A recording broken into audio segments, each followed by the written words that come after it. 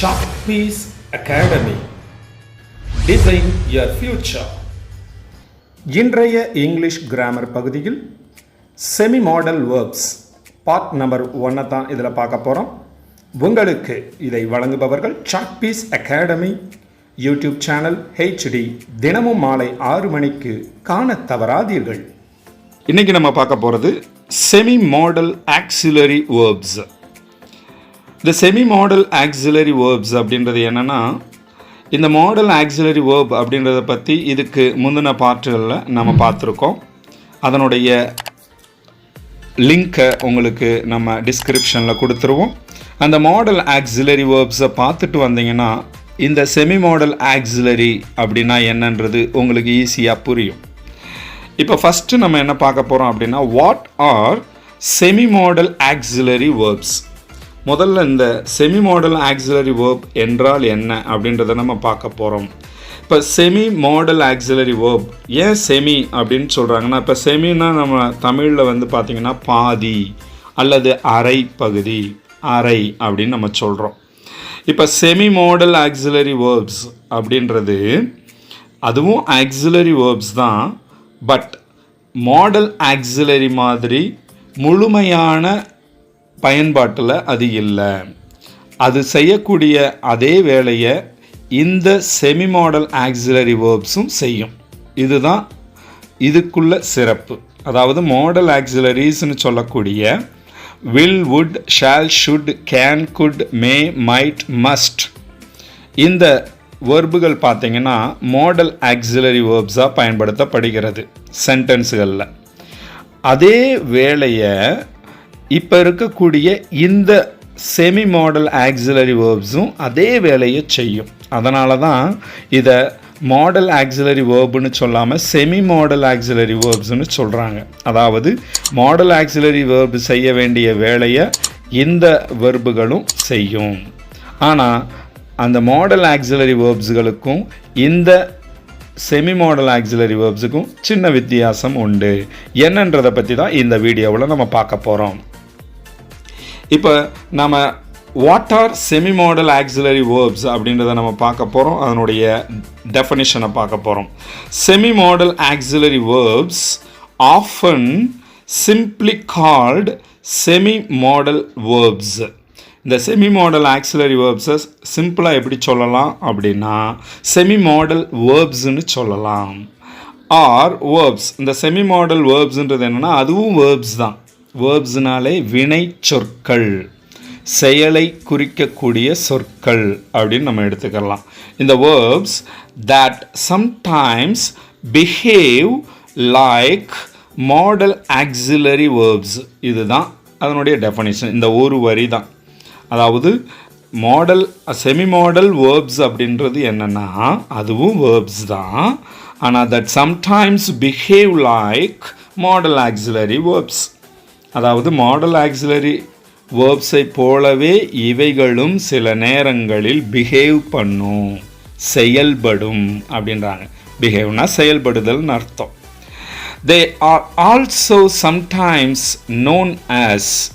அவைகளுக்கு இன்னொரு பேர் வச்சிருக்கிறாங்க. என்னென்னா மார்ஜினல் மாடல் வேர்ப்ஸ்னு சொல்லலாம்.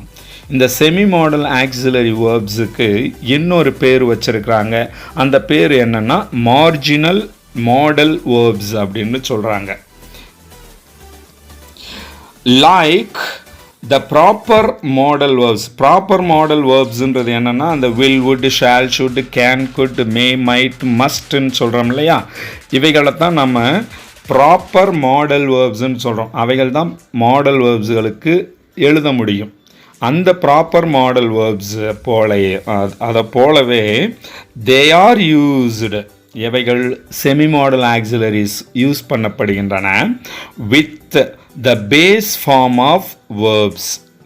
எப்படி மாடல் வேர்ப்ஸ் வந்து பேஸ் ஃபார்மை பயன்படுத்தி செய்கிறாங்களோ அதே போலவே இதுவும் base form of the verbs to create a unique meaning. ஒரு தனிப்பட்ட மீனிங்கை கொடுப்பதற்காக இவைகளும் பயன்படுத்தப்படுகின்றன.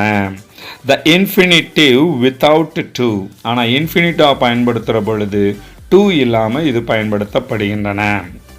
அதனால தான் இதை செமி-மாடல் ஆக்சிலரி வேர்ப்ஸ் அப்படின்னு சொல்லப்படுகிறது. சரிங்க, இப்போ நாம் வந்து செமி-மாடல் ஆக்சிலரி வேர்ப்ஸ் அப்படின்றதனுடைய டெஃபனிஷனை பற்றி நம்ம பார்த்துட்டோம். அந்த செமி-மாடல் ஆக்சிலரி வேர்ப்ஸ்ன்றவைகள் எவைகள் அப்படின்றத தான் இப்போ நம்ம இந்த பேஜில் பார்த்துக்கிட்டு இருக்கீங்க. டேர் அப்படின்ற வார்த்தை, அதே மாதிரி நீட் அப்படின்ற வார்த்தை, யூஸ்டு டு, ஆட் டு, இந்த 4 வார்த்தைகள் தாங்க உங்களுக்கு வந்து செமி-மாடல் ஆக்சிலரிஸில் கொடுத்துருக்குறாங்க. இந்த செமி-மாடல் ஆக்சிலரி வேர்ப்ஸ் பார்த்தீங்கன்னா இந்த 4 வார்த்தைகளை தவிர வேறு எதுவுமே இல்லை. இந்த 4 வார்த்தைகளும் மாடல் வேர்ப்ஸினுடைய சில வார்த்தைகள் பயன்படுத்துகிற இடத்துல இவைகளை பயன்படுத்துவாங்க, அவ்வளோதான். அந்த மாடல் ஆக்சிலரி வேர்ப்ஸ்களில் சில வெர்புகள் இருக்குது. அந்த வெர்புகளுக்கு பதிலாக இந்த வெர்புகளையும் பயன்படுத்த முடியும். இந்த 4 வெர்புகளில் ஏதாவது ஒரு வெர்பை பயன்படுத்த முடியும். அப்படி பயன்படுத்துறதுனால தான் அவைகளுக்கு பதிலாக இவைகளை பயன்படுத்துவதால் தான் இவைகளை செமி-மாடல் ஆக்சிலரி வேர்ப்ஸ்னு நம்ம சொல்கிறோம். Not all sources agree on the complete list of semi-modal verbs. எல்லாதுமே இதை ஏற்றுக்கிற முடியாது. பட் there are 4, எல்லா வார்த்தைகளையும் நம்ம சொல்லிட முடியாது, நிறைய வார்த்தைகளை எடுத்துக்கிற முடியாது. only there are 4 that are widely considered as the standard set. அந்த 4 வார்த்தைகளை மட்டும்தான் ஸ்டாண்டர்டாக வச்சுருக்கிறாங்க. எதுனா dare, need, used to and ought to. இந்த 4 வார்த்தைகளை மட்டும்தான் நம்ம செமி-மாடல் ஆக்சிலரி வேர்ப்ஸ் அப்படின்னு எடுத்துக்கிறோம். நம்ம எல்லா வார்த்தைகளையும் நம்ம எடுத்துக்கிட்டு பல வார்த்தைகளை நம்ம வந்து செமி-மாடல் ஆக்சிலரியாக பயன்படுத்த முடியாது. அதில் மேஜராக 4 வேர்ட்ஸை மட்டும்தான் எடுத்துக்கிறாங்க. அந்த 4 வார்த்தைகளில் நாம் அதனுடைய யூசேஜை பற்றி நம்ம இந்த பேஜில் நம்ம இப்போ பார்த்துக்கிட்டு இருக்கோம். இதில் பார்த்தீங்கன்னா டேர் அண்ட் நீட், இந்த டேர் அண்டு நீடுன்ற 2 வார்த்தையை நாம் எடுத்துக்கிட்டோம்னா, ஏன்னா மொத்தம் 4 வார்த்தைகள் இருக்குது. Dare, need, ought to, used டுன்னு 4 வார்த்தைகள் இருக்கின்றன. இந்த 4 வார்த்தைகளில் இந்த 2 வார்த்தையை முதல்ல ஏன் எடுத்துக்கிறோம் அப்படின்னா, இந்த டேர் அண்டு நீட் இந்த 2 வார்த்தைகளும் ஆர் கன்சிடர்டு செமி-மாடல் அப்படின்னு எடுத்துக்கிறோம். செமி-மாடலாக தான் யூஸ் பண்ணுறோம். Because they can also function as main verbs. இவைகளை மெயின் வேர்ப்ஸாகவும் பயன்படுத்த முடியும். எவைகள்னால் இந்த டேர்ன்ற வார்த்தையையும் நீடுன்ற வார்த்தையையும் நாம் மெயின் வெர்புகளாகவும் பயன்படுத்தலாம் சென்டென்ஸில். ஏபிள் டு டேக் நவுன்ஸ், நவுன்ஸ்களாகவும் பயன்படுத்தலாம். நல்லா தெரிஞ்சுக்கோங்க, மெயின் வேர்ப்ஸ்களாகவும் பயன்படுத்தலாம். ஒரு சென்டென்ஸினுடைய வினை சொற்களாக, அதாவது மெயினான வினை சொற்களாகவும் பயன்படுத்தலாம். ஏபிள் டு டேக் நவுன்ஸ், நவுன்ஸ்களாகவும் பெயர் சொற்களாகவும் பயன்படுத்தலாம். அண்ட் இன்ஃபினிட்டிவ்ஸ், டு சேர்த்து எழுதக்கூடிய வெர்புகளாகவும் இதை பயன்படுத்தலாம். ஸோ இன்ஃபினிட்டிவ்ஸாகவும் பயன்படுத்தலாம். ஆஸ் ஆப்ஜெக்ட்ஸ், அப்படி இன்ஃபினிட்டிவாக அது பயன்படும் பொழுது அவைகள் ஆப்ஜெக்ட்ஸுகளாக, ஒரு சென்டென்ஸினுடைய பொருட்பெயர்கள்னு சொல்லக்கூடிய ஆப்ஜெக்டுகளாகவும் பயன்படுத்தப்படலாம். And to conjugate for person, tense and number, அதாவது பர்சனையும் டென்ஸையும் நம்பரையும் ஒன்று சேர்ப்பதற்காக, கான்ஜுகேட் அப்படின்னா ஒன்று சேர்த்தல் அல்லது ஒன்றிணைத்தல், இந்த 3 விஷயங்களையும் ஒன்றிணைப்பதற்காகவும் இவைகளை பயன்படுத்த முடியும். எவைகள்னா அந்த டேர் அண்டு நீடுன்ற இந்த 2 வெர்புகளையும் நாம் பயன்படுத்த முடியும். அதனால் இதை செமி-மாடலில் நம்ம பயன்படுத்துகிறோம், செமி-மாடலாகவும் சொல்லுகிறோம். ஸோ இந்த டேர், நீட் இதனுடைய யூசேஜை இப்போ நம்ம பார்த்தோம். அடுத்து நம்ம என்ன பார்க்க போகிறோம் அப்படின்னு பார்த்தீங்கன்னா ought to and used to, இவைகளினுடைய யூசேஜ் சென்டென்ஸில் எப்படி அப்படின்னு பார்த்தோம்னா, while unable to be main verbs, இவைகளை வந்து நம்ம என்ன பண்ண முடியாது அப்படின்னா மெயின் வேர்ப்ஸாக பயன்படுத்த முடியாது. எதனா ஆட் டு அப்படின்ற இந்த வெர்பையும் யூஸ்டு டுன்னு சொல்லக்கூடிய இந்த 2 வெர்புகளையும் நம்ம என்னவா பயன்படுத்த முடியாதுன்னா மெயின் வெர்பாக பயன்படுத்த முடியாது. ஆர் கன்சிடர்டு செமி மாடல், ஆனாலும் நம்ம இதை என்னன்னு எடுத்துக்கிறோம்னா செமி மாடல்னு எடுத்துக்கிறோம். பிகாஸ் ஏனென்றால் they are always followed by infinitives. இவைகள் இன்ஃபினிட்டிவ்ஸோடு தான் ஃபாலோ பண்ணி, அதாவது இவைகளுக்கு அடுத்து பார்த்திங்கன்னா இன்ஃபினிட்டிவோடு சேர்ந்து தான் இது வரும். அதனால தான் இவைகள் நாம் செமி மாடல் வேர்ப்ஸ் அப்படின்னு எடுத்துக்கிறோம். ஸோ இப்போ டேர், நீடு அது ரெண்டும் இன்ஃபினிட்டிஸாகவே பயன்படுத்தப்படும்.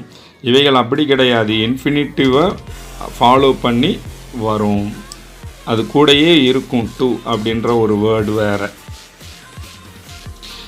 கம்பேர்டு டு ட்ரூ மாடல்ஸ், உண்மையான மாடல் வேர்ப்ஸோடு கம்பேர் பண்ணும் பொழுது which can never be followed by infinitives, இவைகள் இன்ஃபினிட்டிவ்ஸோடு சேர்ந்து வரப்போவதில்லை. அதனால தான் இதை நாம் இன்ஃபினிட்டிவாக எழுத முடியாது அப்படின்னு சொல்லப்படுகிறது. அதாவது ஏற்கனவே இந்த வார்த்தையிலே டூ சேர்ந்து வர்றதுனால நம்ம இன்ஃபினிட்டிவோடு சேர்ந்து இது வராதுன்ற முடிவுக்கு நம்ம வர்றோம். அதனால தான் இதை செமி மாடலில் சேர்த்துருக்குறாங்க.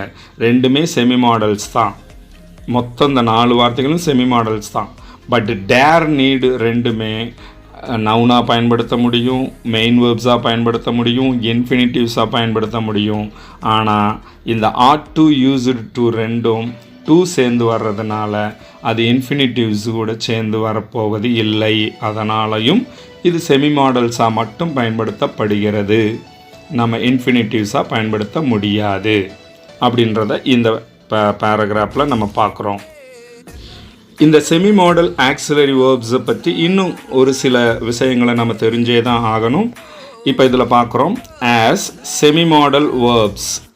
ஒரு செமி மாடல் வேர்ப்ஸ் அப்படின்னு நம்ம பார்த்தோம்னா these verbs are used in conjunction with main verbs.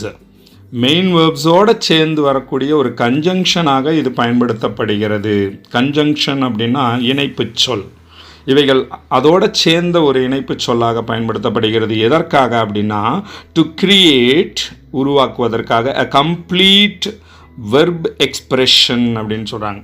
ஒரு வெர்ப் எக்ஸ்பிரஷனை கொடுப்பதற்காக, ஒரு செயலை பற்றி அதனுடைய எக்ஸ்பிரஷனை சொல்வதற்காக இவைகள் வருகின்றன. they do not conjugate for third person singular subjects.